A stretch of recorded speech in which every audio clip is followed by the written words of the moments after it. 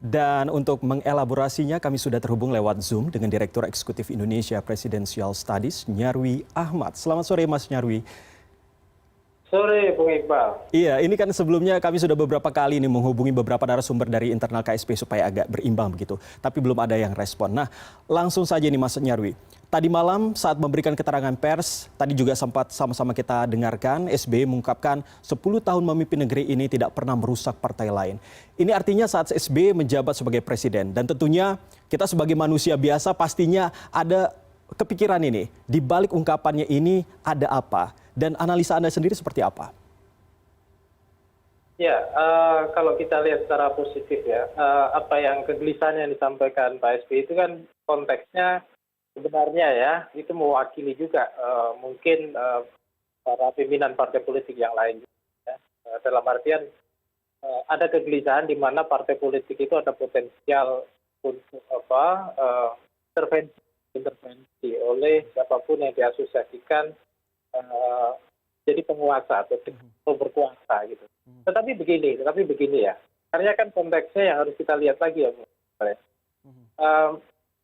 Kalau kita lihat terjadi pada Demokrat hari ini, menurut saya sebenarnya fase guncangan terbesar dalam sejarah Partai Demokrat ya.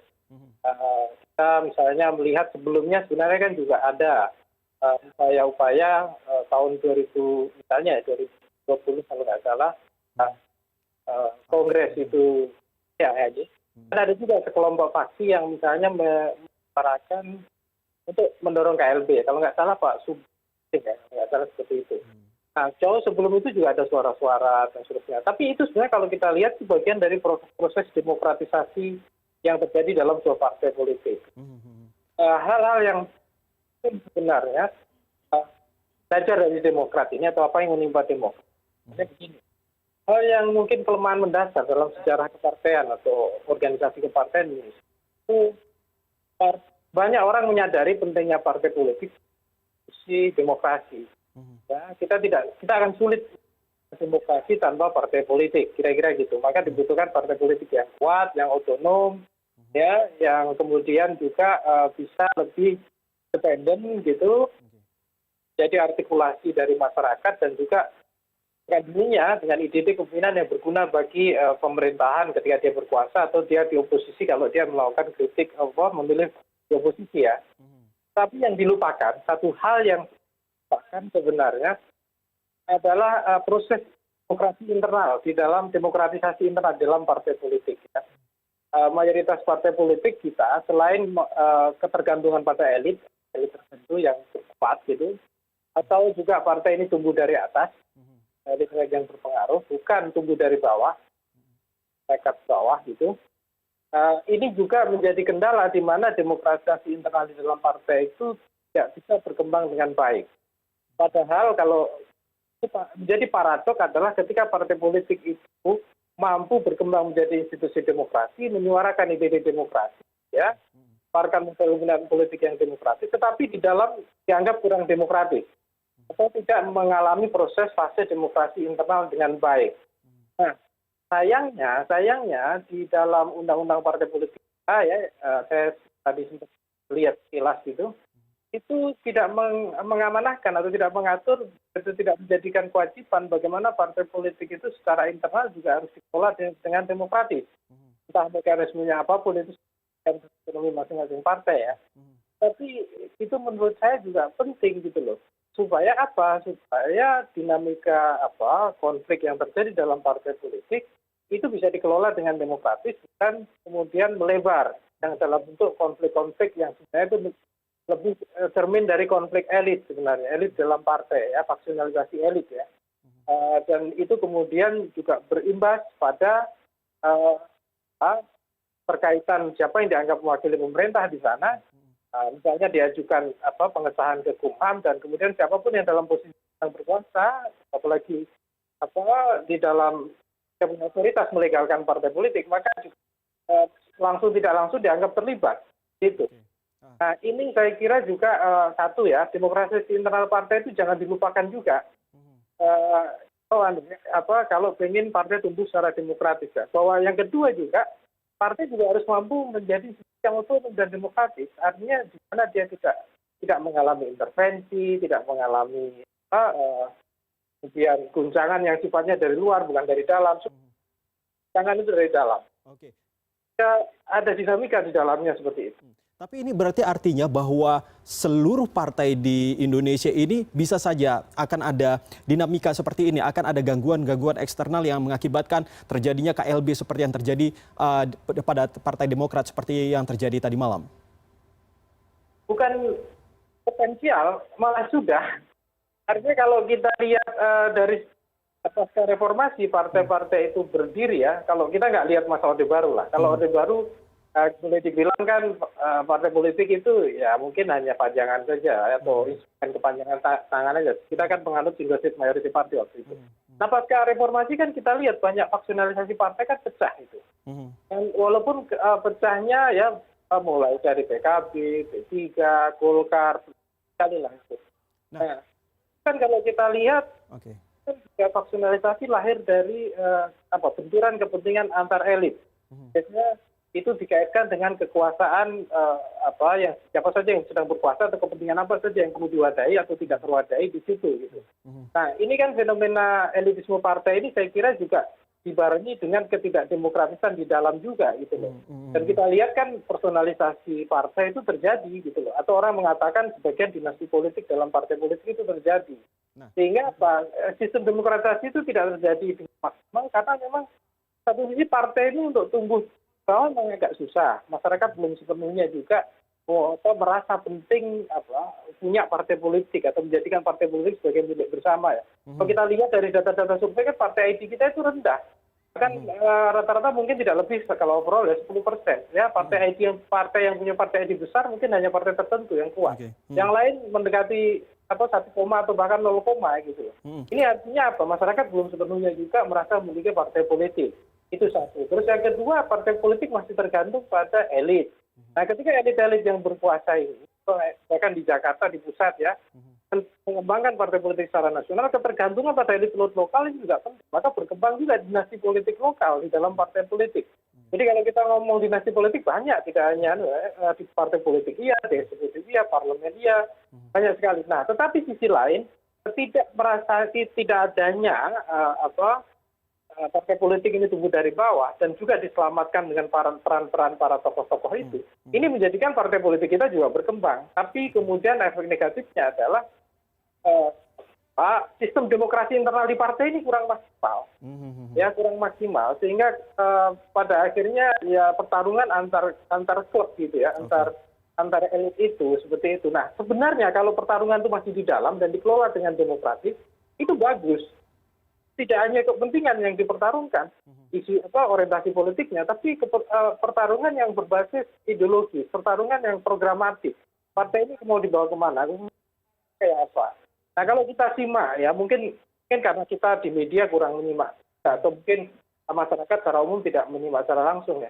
Kalau kita lihat konflik KLB ini, KLB Demokrat dan juga dengan yang dipimpin dengan Pak Ahy, pertarungan yang sifatnya visioner soal leadership, soal program, soal partai ini bagaimana membawa Indonesia ke depan itu kurang muncul. Yang lebih dominan memang soal perebutan kekuasaan ya di Partai Demokrat gitu ya. Walaupun di situ kan juga ada beberapa kritik yang diluncurkan misalnya dari kelompok KLB mengatakan kita harus mengembalikan partai ini lebih demokratis, terbuka, tidak dinasti. Di lain juga dari kelompok Pak Ahy mengatakan ya kalau misalnya ide itu sampaikan di dalam harus melalui jalur KLB seperti itu. Nah, tetapi ini sekali lagi ini paradoks terbesar menurut saya dalam Partai Demokrat ya. Partai Demokrat itu kita saksikan kontribusinya dalam demokrasi Indonesia luar biasa real ya. Antarkan Pak SBY jadi presiden, kemudian selama mengelola kekuasaan juga kita dikenal dengan punya indeks demokrasi yang bagus juga, walaupun pada akhirnya stagnan dan dianggap menurun, seperti itu. Tetapi kontribusinya jelas, ikut mengawal proses demokrasi di Indonesia dan pemilihan politik di Indonesia. Nah, hanya saja yang dilupakan, ya mungkin ini yang agak dilupakan dari para pendiri dan mungkin Partai Demokrat dan Partai Kopasda adalah bagaimana membangun sistem internal demokrasi yang kuat, yang menjadikan partai ini tidak hanya transparan, akuntabel, berbasis meritokrasi, ya mengakomodasi banyak potensi dan mungkin ada yang berupaya melakukan tapi tidak terselesaikan dengan baik dan tidak dalam sistem maksimal. Tapi Sehingga Mas ini ya Nyarwi, kelompok-kelompok sebagian kelompok faksional itu kalau kita lihat itu kan alasannya ke sana ya, walaupun juga kemudian dengan misalnya terpilihnya Pak Muldoko misalnya dianggap kan sebagai orang luar kan gitu.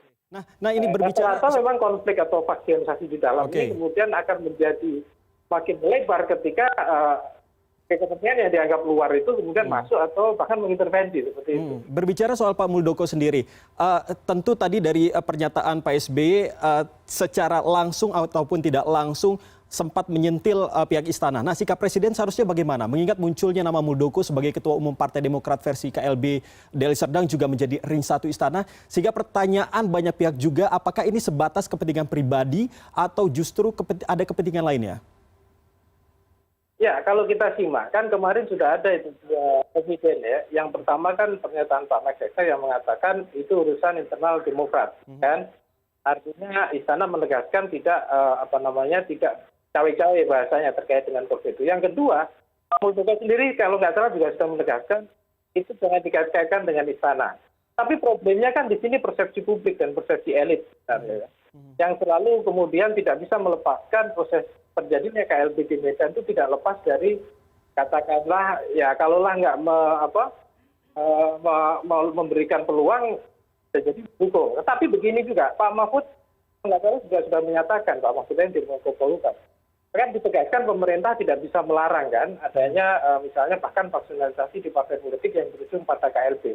Ya saya kira tinggal ditegaskan saja bahwa pemerintah atau bahkan istana jelas tidak terlibat atau tidak katakanlah mendukung siapapun secara istilahnya dalam proses itu. Itu adalah bagian hak politik masing-masing individu termasuk siapapun, termasuk juga mungkin Pak Muldoko yang punya hak juga untuk ikut katakanlah punya peluang kepemimpinan dalam partai politik. Nah soal mekanisme dan seterusnya tentu itu menjadi otonomi masing-masing partai politik dan mungkin tapi saya kira perlu penegasan ya karena kita di era demokrasi di mana partai politik juga kan partai politik menjadi satu pilar penting dalam demokrasi kita gitu ya dan satu sisi juga undang-undang partai politik kan menegaskan ADRT partai politik itu menjadi dasar penting ya menjadi dasar bagi legalitas terserah soal ADRT yang mana yang jadi referensi gitu. Nah itu kan persoalan legal hukum yang bisa kan antar pihak yang dianggap berkonflik atau di internal itu sendiri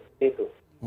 Tapi Mas Nyarwi ini kalau kita lihat dari analisis Anda sendiri, apakah ada kaitannya ini? Ini ada isu-isu liar terkait dengan adanya rencana untuk Presiden Jokowi menjabat 3 periode. Apakah ini ada kaitannya dengan itu menurut analisa Anda? Seperti apa? Kalau itu saya kira masih terlalu jauh ya.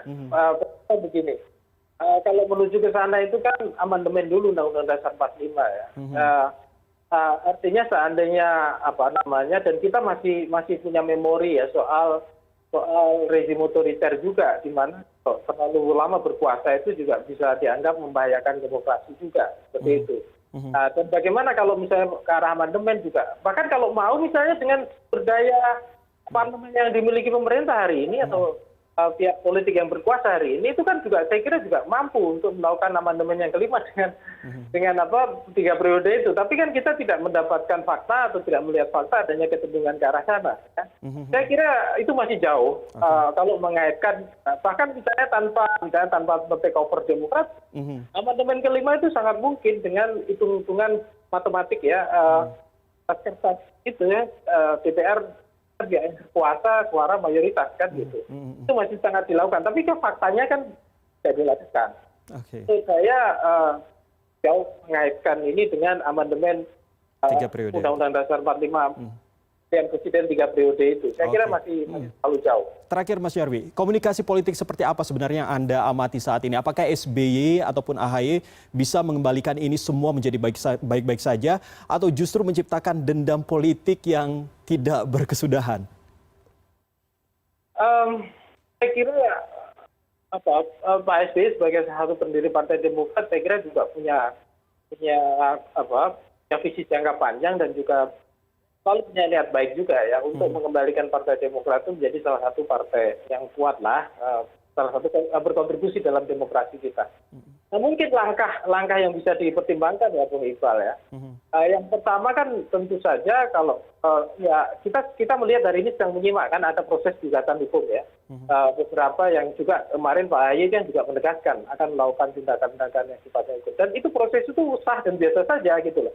Artinya itu proses legal dalam berdemokrasi juga dan itu proses itu akan terus berlanjut. Saya kira itu bisa terus dilakukan. Tetapi di luar soal proses hukum gitu ya. Ini kan kalau kita bicara partai politik bukan masalah legalitas saja, tapi legitimasi juga. Legitimasi kan di situ ada dua. Satu juga legitimasi dari dukungan para elit-elit. Kedua legitimasi juga dukungan dari ada tiga bahkan. Legitimasi yang kedua dari pengurus-pengurus partai politik di daerah. Nah yang ketiga itu dari pemilih tentunya dukungan dari para pemilih atau anggota partai politik ya Partai Demokrat. Nah, tentu untuk merawat legitimasi ini menjadikan Partai Demokrat itu katakanlah makin faksionalisasi bisa dimanage dengan baik. Pendekatan ke elit-elit itu juga saya kira perlu dilakukan gitu. Semacam lobby atau apapun ketemu untuk mendapatkan konsensus gitu loh dengan pihak-pihak yang selama ini dianggap atau diasumsikan gitu ya membangkang atau bahkan melawan gitu. Saya kira di sana juga di kalangan orang-orang yang dituduhkan sebagai anggota atau bahkan kelompok yang ikut KLB itu kan juga macam-macam ya. Artinya tidak hanya mereka yang menginisiasi, tapi ada juga yang sifatnya diajak. Kayak kalau kita simak misalnya Pak Marzuki Ali itu kan beberapa statement mengatakan itu kan tidak menjadi bagian gitu, justru dituduhkan gitu loh. Dan ada minta konfirmasi kalau nggak salah ya itu dia minta konfirmasi ke Pak SBY juga di sana. Artinya masih ada pihak-pihak di luar yang dianggap di luar atau mulai keluar itu atau kelompok yang kemarin dipecah itu juga variannya banyak ya. Ada yang masih disangkung gitu, ada yang mungkin sudah sangat mungkin sangat susah gitu. Tapi upaya akomodasi itu harus dilakukan menurut saya untuk memperkokoh partai politik. Itu terkait dengan elit. Yang kedua struktur organisasi juga harus ditata, khususnya termasuk dengan sayap dan juga dengan di daerah komunikasi politik jalankan maksimal. Nah hal yang terpenting yang terkait dengan elektorat dan mungkin anggota partai politik Demokrat ya untuk meningkatkan trust dan daya dukungnya itu salah satunya. AHY kan dikritik salah satunya soal apa sih kontribusi besar yang bisa diwujudkan atau bahkan mimpi besar orang-orang yang mendukung Partai Demokrat itu yang bisa diwujudkan oleh AHY misalnya begitu. Kemampuan AHY itu sejauh mana? Manajerialnya kayak apa? Daya elektabilitasnya seperti apa? Style kepemimpinannya dia yang baru yang dianggap menarik seperti apa? Saya kira itu perlu dibangun dan ditunjukkan gitu. Dan itu juga menjadi bagian penting ketika untuk meningkatkan legitimasi dia kan dengan struktur Partai Demokrat ke daerah dan juga ke elektorat. Nah, khusus terkait dengan elit itu kadang-kala pendekatan formal kan tidak punya bisa berjalan. Tentu ada pendekatan informal dengan cara komunikasi yang lebih intensif dan lebih hati ke hati, kira-kira gitulah. Baik, Mas Nyarwi. Tentunya ini menjadi pelajaran berharga bagi kepemimpinan dari AHY sendiri, Mas Nyarwi ya. Terima kasih sudah berbagi informasi dengan kami, Mas Nyarwi Ahmad, Direktur Eksekutif Indonesia Presidential Studies.